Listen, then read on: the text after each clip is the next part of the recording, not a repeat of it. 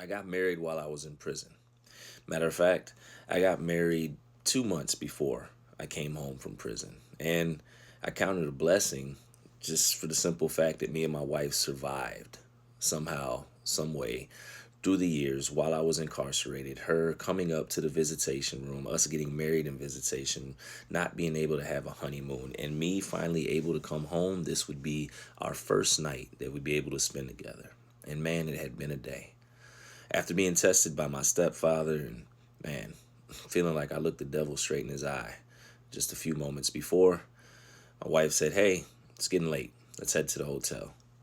And man, I was excited for a couple of reasons, obviously. But one of the things when I look back at my journey that I wish maybe I could have tweaked or changed or I don't know was the simple fact that on our way to the hotel, it was almost natural instinct to want to stop at the liquor store.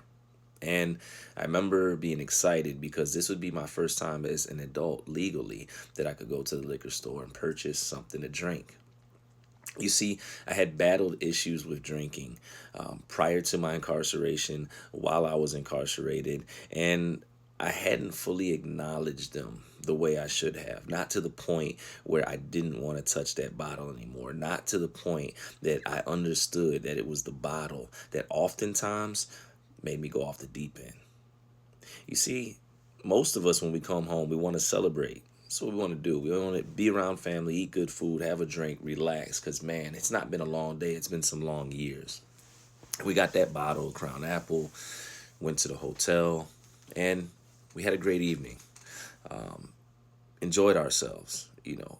And I remember at one portion of the night running across the street to IHOP.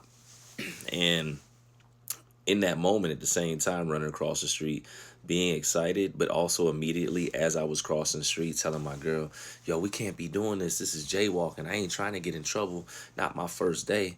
Because that's one of the biggest anxieties I had. I didn't want to come home and get in trouble and go back. I never want to do that. But I had watched individuals come home from prison and within a few days, maybe a week, ended up getting locked up, put back in jail, and were on their way right back to the barbed wire and concrete.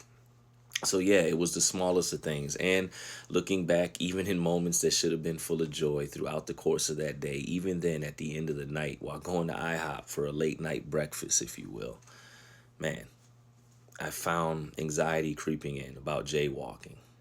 We went back, eventually had some drinks again, and night was over. I remember finally being able to sleep in a bed. It was a hotel bed, good hotel bed at that. And for as good as the hotel bed felt, I couldn't go to sleep.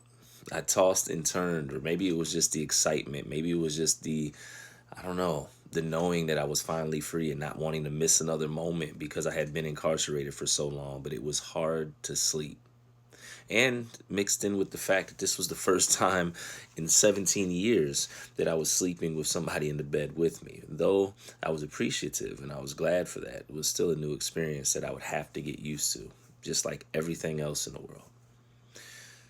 This was the beginning. This was day one. And I never would have thought that my day one would go like that. I never would have thought that I would be tested by my family. I never would have thought that I would feel anxiety immediately. I never would have thought that I would have been numb when I walked out of that place, unable to really smile and laugh with my people as they were full with happiness.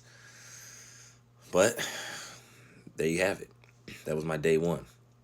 And here's the thing. If you look at it, look back at my journey, didn't have nothing on day two.